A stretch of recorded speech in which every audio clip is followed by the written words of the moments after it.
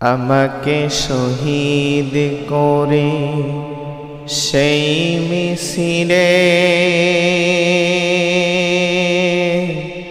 শামিল করে নিও। আমাকে শহীদ করে সেই মিছিলে শামিল করে নিও। যেই মিছিলের নেতা আমির হামজা, যেই মিছিলের নেতা আমির হামজা, খোবায়েব খাব্বাব আল্লাহর ছিল যারা অতি প্রিয়, শামিল করে নিও। আমাকে শহীদ করে সেই মিছিলে শামিল করে নিও। আসুন সরাসরি তাফসিরের ভিতরে প্রবেশ করা যাক। আল্লাহ রাব্বুল আলামিন বলেছেন, ইয়া আইয়ুহাল্লাযীনা আমানু ইজতানিবু কাসীরাম মিনায-যন্ন, হে ঈমানদারগণ তোমরা অধিক ধারণা করবে না। ইন্না বা'দায-যন্নি ইসমু, নিশ্চয় অধিক ধারণা করা কোনো কোনো ক্ষেত্রে গুনাহের কাজ। আল্লাহ রাব্বুল আলামিন কি বলেছেন শুরু থেকে? ইয়া আইয়ুহাল্লাযীনা আমানু ইজতানিবু কাসীরাম মিনায-যন্ন ইন্না বা'দায-যন্নি ইসমু, হে ঈমানদারগণ, হে যারা ঈমান এনেছো তোমরা অধিক ধারণা করবে না, কেননা অধিক ধারণা করা কোনো কোনো ক্ষেত্রে গুনাহের কাজ। ওয়ালা তাজাসসু ওয়ালা ইয়াগতাব বা'দুকুম বা'দা, এবং তোমরা একে অপরের দোষ ত্রুটি তালাশ করবে না, এবং তোমরা গীবত করবে না তোমাদের কেউ অন্য কারো। তাহলে আয়াতের ভিতরে আল্লাহ রাব্বুল আলামিন তিনটা বিষয় নিষেধ করে দিয়েছেন। কয়টা বিষয়? তিনটা বিষয় আয়াতের ভিতরে আল্লাহ রাব্বুল আলামিন নিষেধ করেছেন। তার এক নম্বরে অধিক ধারণা করা, এটা আল্লাহ রাব্বুল আলামিন নিষেধ করে দিয়েছেন, অধিক ধারণা করবে না, কেননা অধিক ধারণা করা গুনাহের কাজ। দুই নম্বরে যে বিষয়টা আল্লাহ রাব্বুল আলামিন নিষেধ করে দিয়েছেন সেটা হলো ওয়ালা তাজাসসু, তোমরা দোষ ত্রুটি তালাশ করবে না, কেননা এ দোষ ত্রুটি তালাশ করাও গুনাহের কাজ। তিন নম্বরে আল্লাহ রাব্বুল আলামিন যে বিষয়টা নিষেধ করেছেন সেটা হলো ওয়ালা ইয়াগতাব বা'দুকুম বা'দা, তোমরা একে অপরের গীবত করবে না, কেননা একে অপরের গীবত করাও গুনাহের কাজ। ঠিক কিনা? এই তিনটা বিষয় আল্লাহ রাব্বুল আলামিন আমাদের জন্য এই আয়াতে নিষেধ করে দিয়েছেন। অতএব তোমরা তোমাদের মৃত ভাইয়ের গোশত খেতে চাইবে না, অপছন্দ করবে, ঠিক তদরূপ অপছন্দ করো একজন আরেকজনের গীবত করা। আল্লাহ রাব্বুল আলামিন এটাই বলে দিয়েছে। এখন আসুন গীবত কি, সময় কম, স্বল্প সময় আমরা জেনে নেব গীবত কি, গীবত কাহাকে বলে, গীবতের শাস্তি কি। আসুন হাদিসে যাওয়া যাক। গীবত কি? আল্লাহ রাসূল সাল্লাল্লাহু আলাইহি ওয়াসাল্লাম বললেন, মুসলিম শরীফের ৬৪৮৭ নং হাদিস, মুসলিম শরীফের ৬৪৮৭ নং হাদিস, আবু হুরায়রা রাদিয়াল্লাহু তাআলা আনহু হতে বর্ণিত, রাসূল করিম সাল্লাল্লাহু আলাইহি ওয়াসাল্লাম বলেছেন, হে সাহাবীরা শোনো, তোমরা কি জানো গীবত কি? সাহাবী কেরাম উত্তর দিলেন, আল্লাহ এবং তার রাসূল ভালো জানেন। এরপর আল্লাহ রাসূল সাল্লাল্লাহু আলাইহি ওয়াসাল্লাম বললেন, তোমার ভাই সম্পর্কে এমন কিছু বলা যেটা শোনার পরে তোমার ভাই অসন্তুষ্ট হয়। তোমার ভাই মনে কষ্ট পায় এমন কিছু তোমার ভাই সম্পর্কে বলা। এরপর সাহেবে কেরাম বললেন, ইয়া আল্লাহর রাসূল, আমার ভাই সম্পর্কে এমন কিছু বললাম যেটা আমার ভাইয়ের ভিতরে থাকে, এমন কিছু কথা বললাম যেটা আমার ভাইয়ের ভিতরে আছে। তখন আল্লাহর রাসূল সাল্লাল্লাহু আলাইহি ওয়াসাল্লাম বললেন, তাহলেই তো তুমি গীবত করলা। তুমি যেটা বলছো সেটা যদি তোমার ভাইয়ের ভিতরে থাকে তাহলে তুমি গীবত করলা, আর যদি সেটা না থাকে তোমার ভাইয়ের ভিতরে তাহলে তুমি তাকে মিথ্যা অপবাদ দিলা। গীবতের থেকেও ভয়ঙ্কর অপরাধ মিথ্যা অপবাদ দিলা। তার মানে হাদিস থেকে বোঝা যায় আল্লাহ রাসূল বললেন যে আমি মুসলমান, আমার আরেক মুসলমান ভাই সম্পর্কে এমন কিছু বলা যেটা বলার কারণে সে কষ্ট পায়, এটার নাম কি? গীবত। আর আমি যেটা বললাম সেটা যদি আমার ওই ভাইয়ের ভিতরে না থাকে তাহলে আমি তাকে কি করলাম? মিথ্যা অপবাদ দিলাম। গীবতের থেকেও ভয়ঙ্কর অপরাধ মিথ্যা অপবাদ দিলাম। তাহলে গীবত কাকে বলে আমরা তো বুঝে নিলাম। তার মানে আমার ভাই, আমি একজন মুসলিম, আমার আরেকজন মুসলমান ভাই, আল মুসলিম আকুল মুসলিম, মুসলমান মুসলমানের পারস্পরিক ভাই। তো আমি এক মুসলিম ভাই হয়ে আরেক মুসলিম ভাইয়ের কিছু গোপন কথা, কিছু দোষ ত্রুটি কথা আরেকজনের সাথে বললাম, এটা কি হলো? গীবত হয়ে গেল। এরপর আসুন গীবতের শাস্তি কি। আল্লাহ রাসূল সাল্লাল্লাহু আলাইহি ওয়াসাল্লাম হাদিসে গীবতের 6টা শাস্তির কথা বলেছেন। কয়টা? 6টা। আল্লাহ রাসূল সাল্লাল্লাহু আলাইহি ওয়াসাল্লাম গীবতের 6টা শাস্তির কথা বলে দিয়েছেন। তার 1 নম্বরে হলো গীবত সবচেয়ে বড় কবিরা গুনাহ। গীবতের 1 নম্বর শাস্তি কি? সবচেয়ে বড় কবিরা গুনাহ। দলিল বুখারী শরীফের 1739 নং হাদিস। 1739 নং হাদিস। এই হাদিসে আল্লাহ রাসূল সাল্লাল্লাহু আলাইহি সাল্লাম একদিন কুরবানির দিনে, এই হাদিসে আল্লাহ রাসূল সাল্লাল্লাহু আলাইহি সাল্লাম কুরবানির দিনে সাহাবী কেরামকে সামনে নিয়ে একটা খুতবা দিলেন, বক্তব্য দিলেন। আল্লাহ রাসূল বললেন, শোনো সাহাবীরা, আজকে কোন দিন? সাহাবী কেরাম উত্তর দিলেন, আজকে সম্মানিত দিন। এরপরে আল্লাহ রাসূল সাল্লাল্লাহু আলাইহি ওয়াসাল্লাম বললেন, এটা কোন শহর? সাহাবে কেরাম বললেন, এটা সম্মানিত শহর। এরপর বললেন, এটা কোন মাস? সাহাবে কেরাম বললেন, এটা সম্মানিত মাস। এরপর আল্লাহ রাসূল সাল্লাল্লাহু আলাইহি ওয়াসাল্লাম বললেন, তোমাদের রক্ত, তোমাদের ধন সম্পদ, তোমাদের মান ইজ্জত ঠিক এই দিনের মতো, এই মাসের মতো, এই শহরটির মতো সম্মানিত। তাহলে এই হাদিসে আল্লাহ রাসূল সাল্লাল্লাহু আলাইহি ওয়াসাল্লাম কি বলেন?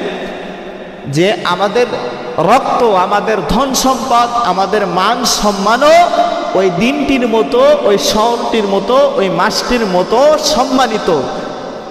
এই কথা আল্লাহ রাসূল সাল্লাল্লাহু আলাইহি ওয়াসাল্লাম কয়েকবার বললেন। এই কথা আল্লাহ রাসূল সাল্লাল্লাহু আলাইহি ওয়াসাল্লাম কয়েকবার বললেন। বলার পরে আল্লাহ রাসূল বললেন যে অন্যায়ভাবে কোনো মুসলিম, এক মুসলিম আরেক মুসলমানের মান সম্মানের হস্তক্ষেপ করা, মান সম্মানের হানি করাও সবচেয়ে বড় কবিরা গুনাহ। আর যে ব্যক্তি দুনিয়ায় কবিরা গুনাহ করবে তার শাস্তি কি? যদি কোনো ব্যক্তি দুনিয়ায় কবিরা গুনাহ করার পরে যদি তওবা না করে যদি মৃত্যুবরণ করে তাহলে তার ঠিকানা হলো জাহান্নাম। তওবা না করে যদি কেউ মৃত্যুবরণ করে তার ঠিকানা কোথায়? জাহান্নাম। তাহলে এই হাদিস থেকে বুঝলাম গীবত সবচেয়ে বড় কবিরা গুনাহ। 2 নাম্বার গীবতের শাস্তির 2 নম্বরে হলো গীবত, যে ব্যক্তি গীবত করে ওর কবরে ভীষণ আযাব হবে। দলিল ইবনে মাজাহ 349 নং হাদিস। আল্লাহ রাসূল সাল্লাল্লাহু আলাইহি ওয়াসাল্লাম 2টা কবরের পাশ দিয়ে যাইতেছিলেন।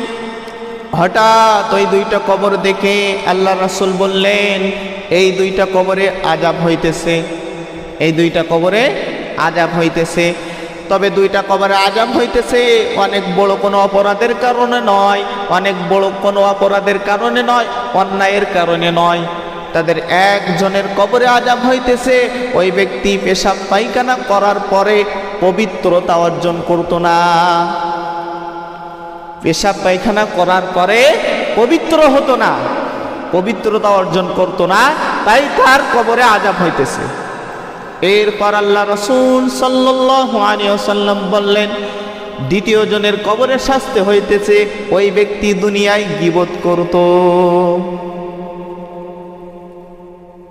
তাহলে এই হাদিস থেকে বোঝা যায় যে ব্যক্তি দুনিয়ায় গীবত করবে ওর কবরে শাস্তি আছে না নাই? আছে। 3 নাম্বার গীবতের শাস্তির 3 নাম্বার শাস্তি হলো, যে ব্যক্তি গীবত করলো, আল্লাহ রাসূল সাল্লাল্লাহু আলাইহি ওয়াসাল্লাম বললেন গীবত করা সবচেয়ে বড় সুদ। গীবত করা সবচেয়ে বড় সুদ। দলিল আবু দাউদ শরীফের 4876 নং হাদিস। এই হাদিসে আল্লাহ রাসূল সাল্লাল্লাহু আলাইহি ওয়াসাল্লাম বললেন, অন্যায়ভাবে কোন মুসলিম আরেক মুসলিমের মান সম্মানের হানি করা ব্যাপকতর সুদ, বড় সুদ। তাহলে হাদিস থেকে বোঝা যায় কি, অন্যায়ভাবে একজন মুসলিম আরেকজন মুসলিমের মান সম্মানের হানি করা, হস্তক্ষেপ করা ব্যাপকতর সুদ, বড় সুদ। আল্লাহ রাসূল সাল্লাল্লাহু আলাইহি ওয়াসাল্লাম বলে দিয়েছে। এখন সুদের শাস্তি কি? সুদের 70টিরও বেশি অধিক শাস্তি আছে। সুদের সবচেয়ে বড় শাস্তি হলো, যে ব্যক্তি 1 পয়সা পরিমাণ সুদ খাইবে সে যেন আল্লাহ এবং রাসূলের সাথে যুদ্ধ ঘোষণা করলো। সুদের সবচেয়ে নিম্ন শাস্তি হলো, যে ব্যক্তি 1 পয়সা পরিমাণ সুদ খাইবে সে তার মায়ের সাথে 36 বার বিয়ে করলো তথা জিনা করলো। নাউযুবিল্লাহ মিন যালিক। 1 পয়সা পরিমাণ যে ব্যক্তি সুদ খাইলো সে যেন আল্লাহ এবং রাসূলের সাথে যুদ্ধ ঘোষণা করলো। আর যে ব্যক্তি আল্লাহ এবং রাসূলের সাথে যুদ্ধ ঘোষণা করে সে মুসলিম কিভাবে? ওটা তো সর্বোচ্চতর শাস্তি, আর সর্বনিম্নতর শাস্তি হলো মায়ের সাথে বিয়ে করা। একটা উদাহরণ দেই, ভালো করে বুঝবেন। মনে করেন এই গ্রামের কোথাও কোনো এক সন্তান তার মায়ের সাথে বিয়ে করলো, জেনা করতে গিয়ে ধরা পড়লো। সাপোজ মনে করেন জেনা করতে গিয়ে ধরা পড়লো। এখন এলাকার সব মানুষ জেনে গেল। এখন এই এলাকায় যারা গণ্যমান্য ব্যক্তি থাকে, সম্মানিত ব্যক্তি থাকে, তারা সবাই মিলে কি করলো, একটা মিটিং বসালো, মাশওয়ারা করলো যে এই যুবকের একটা ব্যবস্থা নিতে হবে। সে মায়ের সাথে কিভাবে জেনা করে এর জন্য ব্যবস্থা নিতে হবে। সবাই মিলে সিদ্ধান্ত নিল যে এই যুবককে এই সমাজে রাখা যাবে না, জুতা পিটা করে সমাজ থেকে বের করে দিতে হবে। এমন নেবে কিনা? এমন নেবে কিনা? অবশ্যই নেবে। যদি কোনো আপনাদের সমাজে যদি কোনো যুবক, কোনো ছেলে তার মায়ের সাথে জেনা করতে গিয়ে ধরা পড়ে, তাহলে তাকে কেউ সমাজে রাখবে? কখনোই রাখতে চাইবে না, জুতা পিটা করে সমাজ থেকে বের করে দিবে। তো যে ব্যক্তি 1 পয়সা পরিমাণ সুদ খাইতেছে, তাহলে সে মায়ের সাথে 36 বার দিনে জেনা করতেছে, তাহলে সে সমাজে কিভাবে থাকে? বুঝতে হবে সে সমাজে কিভাবে থাকে। সমাজ থেকে তাকে আগে বহিষ্কার করা দরকার। তাহলে যে ব্যক্তি গীবত করলো, তাহলে যে গীবত করলো, গীবত সবচেয়ে বড় সুদ। কার কথা?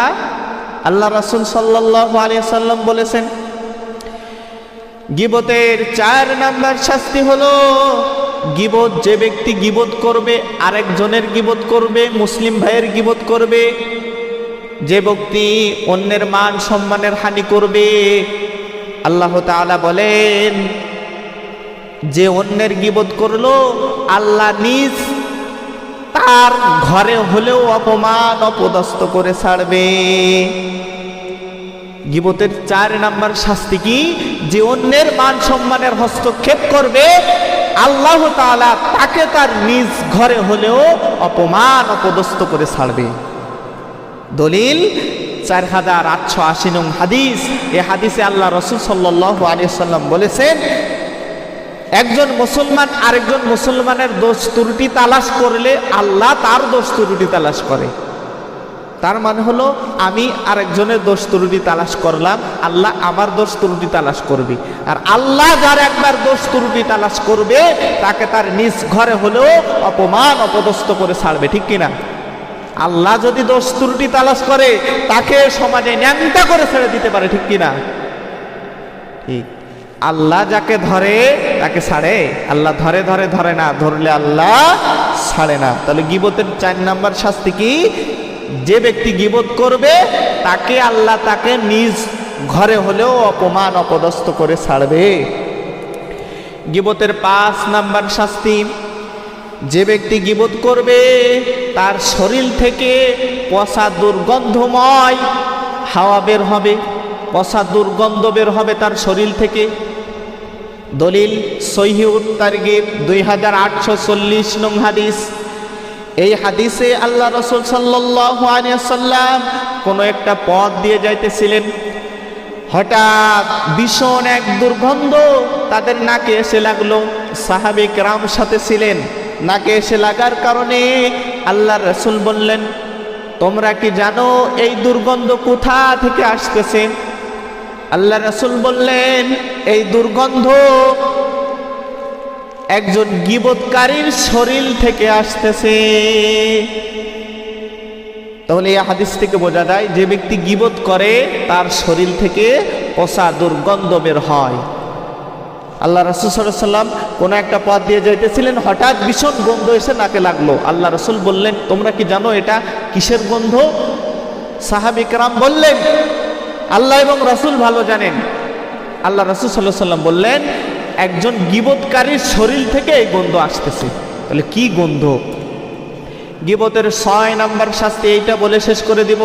গীবতের 6 নাম্বার শাস্তি, যে ব্যক্তি গীবত করে, যে ব্যক্তি দুনিয়ায় গীবত করবে, ওই ব্যক্তি মারা যাওয়ার পরে তার মুখের এবং বুকের চামড়া ছিঁড়ে ছিঁড়ে খাইতে থাকবে। দলিল আবু দাউদ শরীফের 4878 নং হাদিস। এই হাদিসে আল্লাহ রাসূল করিম সাল্লাল্লাহু আলাইহি ওয়াসাল্লাম মেরাজের রাত্রে কোনো একটা গোত্রের পাশ দিয়ে যাইতেছিলেন, হঠাৎ তাকিয়ে দেখলেন একদল মানুষ, তাদের নখগুলো হলো তামার। নখগুলো কিসের? তামার। নখগুলো তামার, অনেক বড় বড় নখ।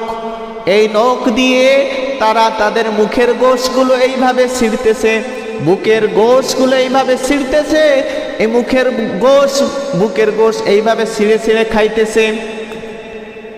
আল্লাহর রাসূল জিবরাইলের কাছে শুনছেন, হে জিবরাইল, এরা কারা? এদের কেন এমন শাস্তি হইতেছে?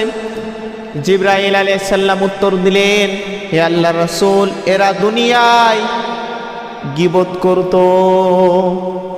এরপরে আল্লাহ রাসূল সাল্লাল্লাহু আলাইহি ওয়াসাল্লাম বলেছেন, বান্দা মাঝে মাঝে না বুঝে এমন কথা বলে যে কথা বলার কারণে আল্লাহ রাগান্বিত হয়।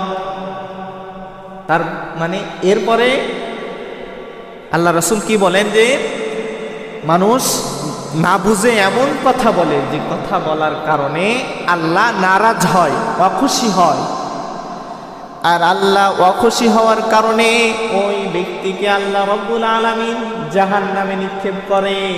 শুধু জাহান্নামে নিক্ষেপ করে শেষ হয় না, পূর্ব থেকে পশ্চিম যত দূরত্ব, পূর্ব থেকে পশ্চিম যত দূরত্ব, এত দূরত্ব গভীরে আল্লাহ রব্বুল আলামিন ওই বান্দাকে তলিয়ে দেয়। তাহলে মানুষ বুঝে বুঝে না বুঝে এমন কথা বলে যে কথা বলার কারণে আল্লাহ খুশি হয়ে যায়, আর আল্লাহ খুশি হওয়ার কারণে তার মর্যাদা বৃদ্ধি করে দেয়। এরপর আল্লাহ রাসূল সাল্লাল্লাহু আলাইহি ওয়াসাল্লাম বলেন, মানুষ না বুঝে এমন কথা বলে যে কথা বলার কারণে আল্লাহ রাগান্বিত হয়, আর আল্লাহ রাগান্বিত হওয়ার কারণে তাকে জাহান্নাম নামে নিক্ষেপ করে। শুধু জাহান্নামে নিক্ষেপ করে শেষ হয় না, পূর্ব থেকে পশ্চিম যত দূরত্ব, এত দূরত্ব গভীরে জাহান্নামে, এত দূরত্ব গভীরে তলিয়ে দেয়। নাউযুবিল্লাহ। তাহলে আমরা গীবত করি কি দিয়ে? মুখ দিয়ে। এই মুখের, এই জবানের বড় খেয়ানত হয়ে যায়। এই জবান অনেক বড় জিনিস। আল্লাহ রাসূল সাল্লাল্লাহু আলাইহি ওয়াসাল্লাম একটি হাদিসে বলেন, যদি আমার উম্মতেরা দুইটা বিষয় হেফাজতের দায়িত্ব করে, দুইটা বিষয় হেফাজত করে, আমার উম্মত যদি দুইটা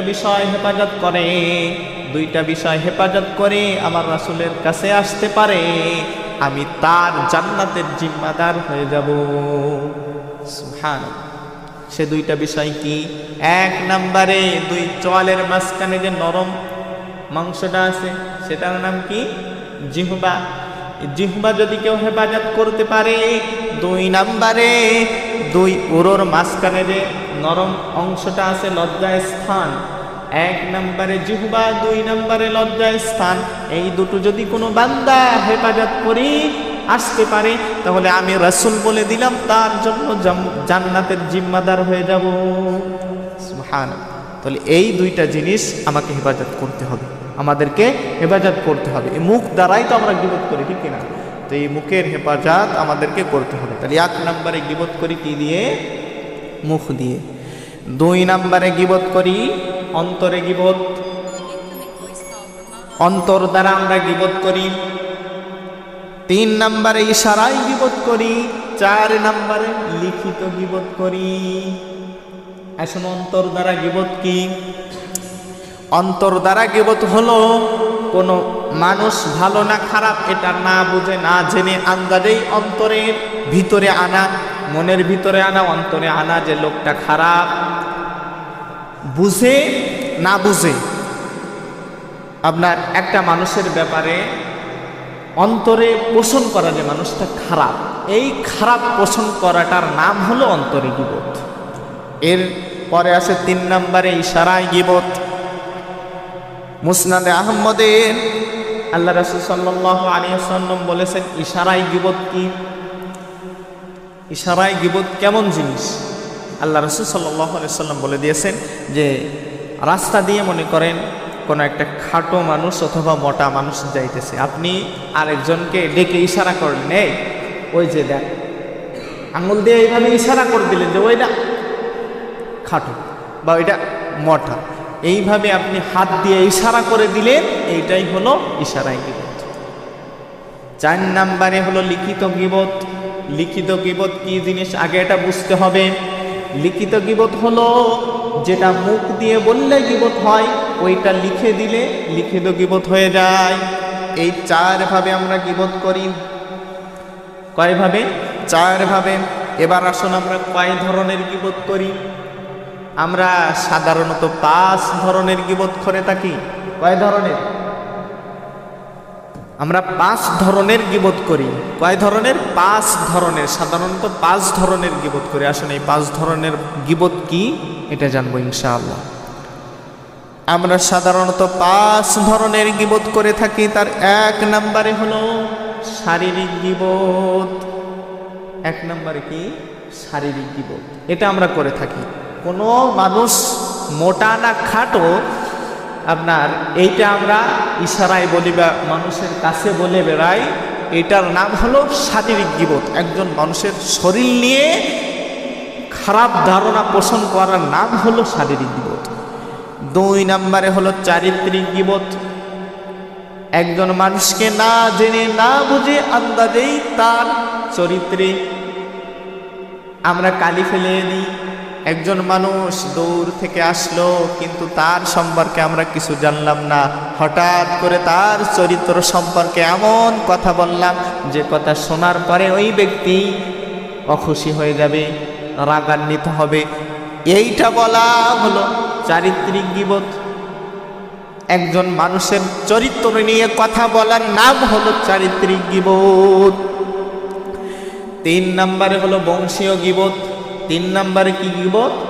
বংশীয় গীবত। বংশীয় গীবত কেমন জিনিস? মনে করেন ওই আপনার ওই সাইডে মোড়ল পাড়া, এখন মোড়ল পাড়া থেকে একজন ব্যক্তি আমাদের এখানে আসলো। একজন আসলো, আসার পরে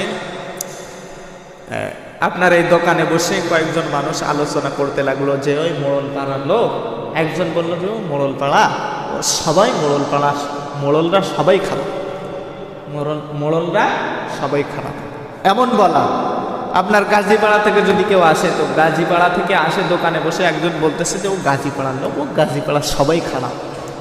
এই যে এমন কথা বলার নাম হলো বংশীয় গীবত।